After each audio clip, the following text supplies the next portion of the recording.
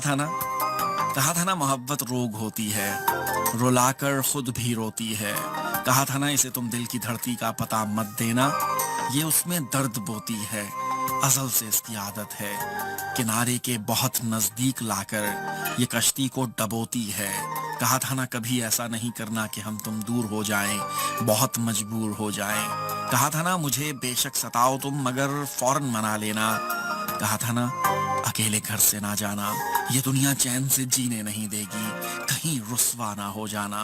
कहा था ना मोहब्बत उम्र भर की कमाई होती है, इसे पाकर ना खो देना।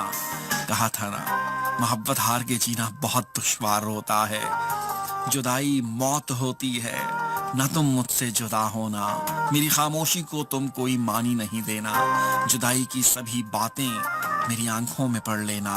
कहा था ना मेरी सोचें मेरे अल्फाज का जब रूप लेती हैं, तुम्हारा अक्स बनता है। मेरी नींदों में जब जब रत जगों के फूल खिलते हैं, तुम्हारा जिक्र चलता है। तुम्हारी शबनमी आहट, तुम्हारी याद माजी के दरीचे खोल देती है। तुम्हारी शबनमी आहट ये मुझसे बोल देती है।